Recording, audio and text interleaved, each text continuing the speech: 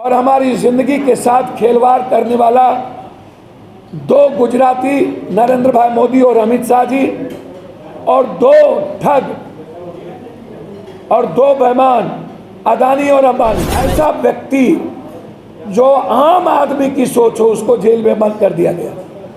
उसको मरवाने की साजिश रची गई। सारे भ्रष्टाचारी अपराधी माफियाओं को इन्होंने अपने प्रचार में लगाया। बनारस में सारे बड़े अपराधी इनको जिताने में लगे हैं, बिहार में सारे अपराधी इनको जिताने में लगे, सारे माफियाओं का गठबंधन इनके साथ है।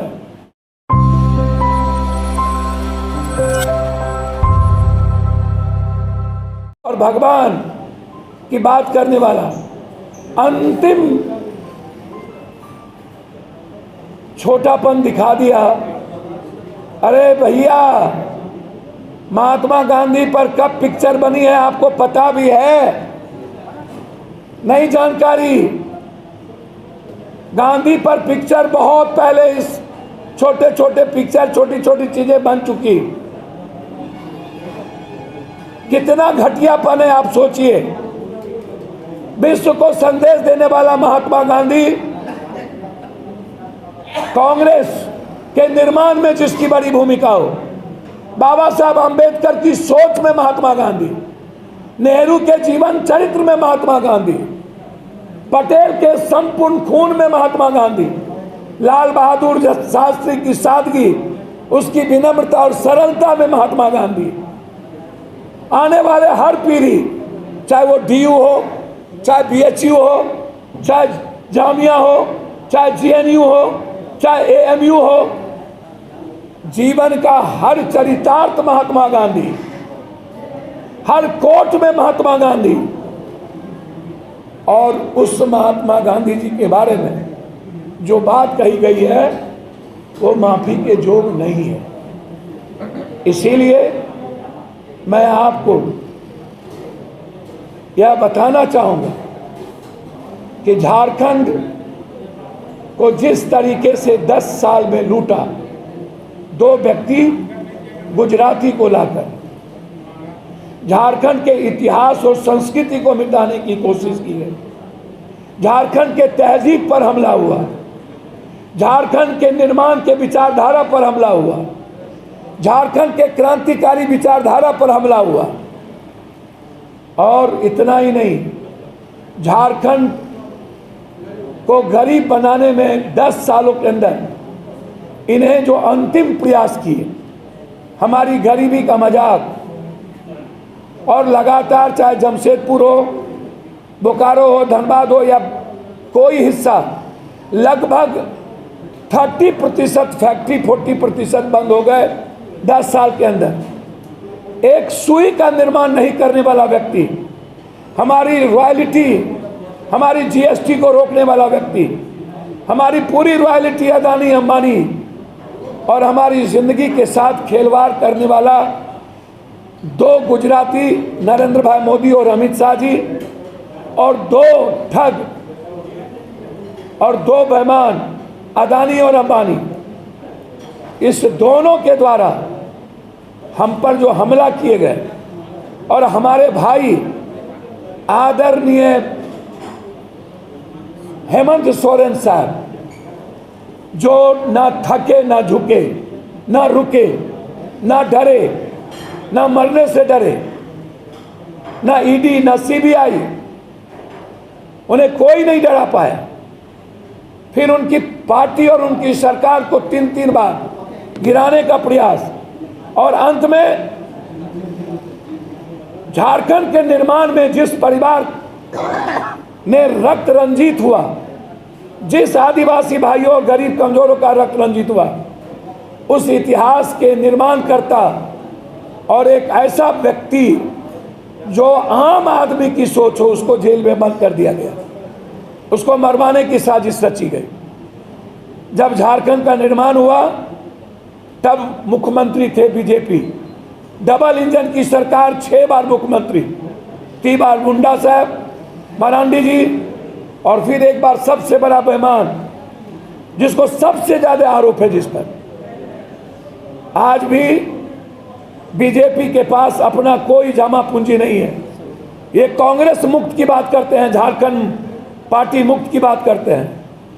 या कांग्रेस और झारखंड पार्टी युक्त हो गए। हमारे घर से हमारे नेता को भ्रष्टाचारी और सारे भ्रष्टाचारी अपराधी माफियाओं को इन्होंने अपने प्रचार में लगाया। बनारस में सारे बड़े अपराधी इनको जिताने में लगे हैं, बिहार में सारे अपराधी इनको जिताने में लगे हैं, सारे माफियाओं का गठबंधन इनके साथ है। हमारे नेता ने एक निहायत सबसे गरीब वर्कर को मुख्यमंत्री बनाया, मिसाल कायम किया हेमंत सोरेन जी ने दुनिया में। भारत में यह मिसाल कायम नहीं हो सकता। हमारे नेता ने लोकसभा के चुनाव में नीलनी जी को, चाहे जिस तरीके से उनका संघर्ष शिबू सोरेन जी के साथ रहा, प्रदीप यादव जी को, और बगल में राजमा विजय हांसदा जी जैसे साथियों को उन्होंने जो टिकट दी, यह ऐतिहासिक पल है, क्षण है। पूरा दुमका और गोड्डा के जो एक सबसे बड़े बहरूपिया मोदी जी, अमित शाह के भी गुरु से गुरु, उससे बड़ा बहरूपिया, उससे बड़ा नटवरलाल, उससे बड़ा ठग, उससे बड़ा आम आदमी के साथ धुरतई करने वाला व्यक्ति, सदन में हमेशा जनता को विश्वासघात में रखकर अदानी अंबानी की दलाली करने वाला व्यक्ति, पूंजीपतियों की दलाली करने वाला व्यक्ति, और ईडी और सीबीआई जिसको पकड़ लेती है, ये माध्यम होते हैं। ये गोड्डा के वर्तमान सांसद जिनका कोई इतिहास नहीं, ये जो बार बार कहते हैं ये हमारे दरमियान में एम्स और ये क्या कहते हैं एयरपोर्ट, ये मनमोहन सिंह के रीजन की चीजें हैं, देन है गुरुजी शिबू सोरेन जी, याद करिए। ये एयरपोर्ट यही नहीं कही। जिस बात की शंका हम लोगों को, खासकर हमको और राहुल गांधी जी को और इंडिया गठबंधन के सभी साथियों को है कि यदि नरेंद्र मोदी जी दोबारा आते हैं तिवारा, तो इस देश में कभी चुनाव नहीं होगा। लोकतंत्र की बात तो आप छोड़ दीजिए, चाइना के तर्ज पर ये, रूस के तर्ज पर ये चुनावी प्रक्रिया को एक कानूनी और संविधान को संशोधन करके हमारी पूरी लोकतांत्रिक प्रक्रिया को समाप्त कर देगी। इसको मैं दावे के साथ कह सकता हूं कि नरेंद्र मोदी और आरएसएस की पूरी मंशा इस देश के चुनावी प्रक्रिया को खत्म कर एक बादशाहत काम करना और अंतिम जीवन तक प्रधानमंत्री या राष्ट्राध्यक्ष बने रहना, इसकी पूरी मंशा है। इसीलिए ये 400 पार सिर्फ संविधान बदलने के लिए नहीं, कोई भी चुनावी प्रक्रिया, कोई भी आप उठा के देख लें, वह सिर्फ एक ही चुनावी प्रक्रिया होगी। ये नरेंद्र मोदी जी का हिडन एजेंडा, आरएसएस का ये हिडन एजेंडा, ये बात आज उन्होंने भी जाहिर की, निर्मला सीतारमण के पति, और यह बात हमारे नेता और हम लोग सदन में और शुरू से लेकर यह बात हम लोग बोलते रहे, और इसकी चिंता है क्योंकि उसे पता है कि हिंदुस्तान की जनता मौका तो देती है, लेकिन नफरत करने वाले उतने निचले स्तर, जो हमारे आदरणीय प्रवक्ता महोदय जी ने जो बायोलॉजिकल बात की, जो खुद कहते हैं कि मैं बायोलॉजिकल नहीं हूं, मुझे ऊपर से भेजा गया, आप अंदाजा कीजिए ये किन किन शब्दों का प्रयोग करते हैं। बच्चे में जो सूट पहनता हो, जो 10 कंट्री घूम लिया हो एमएलए एमपी बनने के पहले, 1955 में जिसके पास दुमाला मकान हो, जिसके पिता के पास एक नहीं कई स्टॉल हो, और वह व्यक्ति कितना दिग्भ्रमित किया है दुनिया में, झूठ बोला है, ये इसका अंदाजा कीजिए कि कब ये सत्य बोले,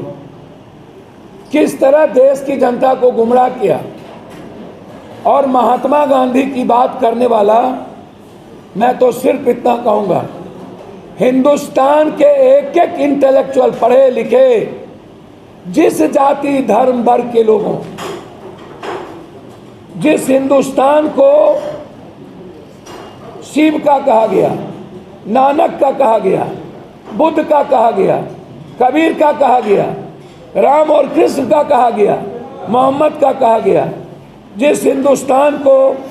रविन्द्रनाथ टैगोर का कहा गया, जिस हिंदुस्तान को भगवान बिरसा मुंडा का कहा गया, वाल्मीकि का कहा गया, संत रविदास का कहा गया,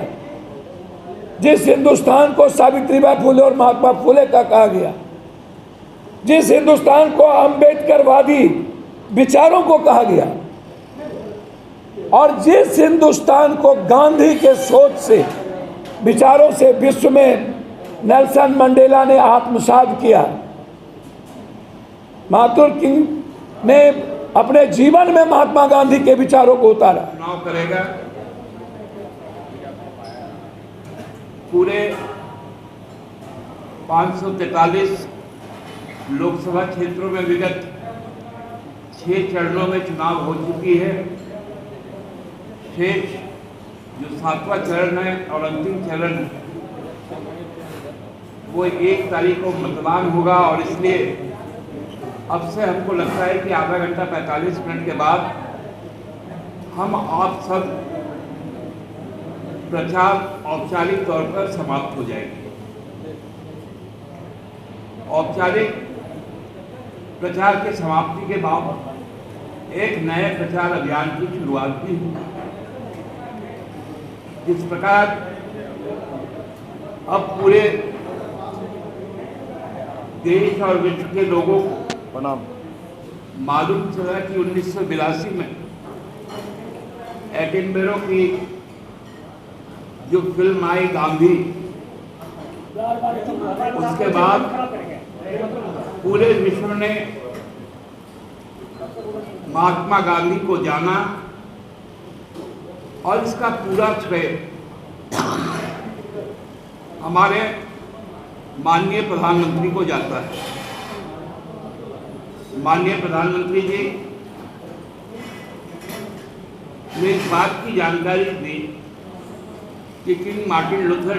सेकेंड, उनके बारे में दुनिया जानती थी, नेल्सन मंडेला जी के बारे में दुनिया जानती थी, लेकिन 82 के बाद, 1982 के बाद 2024 में जब आदरणीय प्रधानमंत्री जी ने कहा, तब सब दुनिया आज से अवगत हुई कि महात्मा गांधी जी कौन। इसलिए मैं समझता हूं कि एक नया प्रचार का औपचारिक समाप्ति के बाद भारतीय जनता पार्टी ने लड़ा, जिन प्रत्याशियों को लड़ाया, उसमें वो प्रत्याशी भी है जिनको मालूम चला, जिनसे हम लोगों को मालूम चला 2014 में देश आज़ाद हुआ। उसी तरह 82 में दुनिया को मालूम चला कि महात्मा गांधी नाम का कोई व्यक्ति इस देश में कभी पैदा हुआ था, जो साउथ अफ्रीका में भी गया, फिर लंदन में भी रहा, फिर हिंदुस्तान में भी रहा, और दादा जिस इलाके से आते, उस इलाके का बहुत समीप के जिले चंपारण से उन्होंने एक जो शांति और जो अहिंसा की जो धारा चलाई, उसका उल्लेख मार्टिन लूथर ने अपने संबोधन में किया। नेल्सन मंडेला ने जब उनकी 100वीं जयंती थी साउथ अफ्रीका में, इस बात का उल्लेख किया। मैं बहुत समय लूंगा नहीं, क्योंकि हमारे आदरणीय राजेश रंजन जी और हम सबके बहुत लोकप्रिय परिचित नाम है पप्पू यादव जी, आज हमारे साथ है। हम लोगों के साथ दुमका के साथ साथ गोड्डा के लोकसभा क्षेत्र में उन्होंने सघन प्रचार अभियान चलाया। उनका जो अनुभव है, मैं तो फिर आपसे बात करूंगा ही, लेकिन ये अपने गृह जिला चले जाएंगे।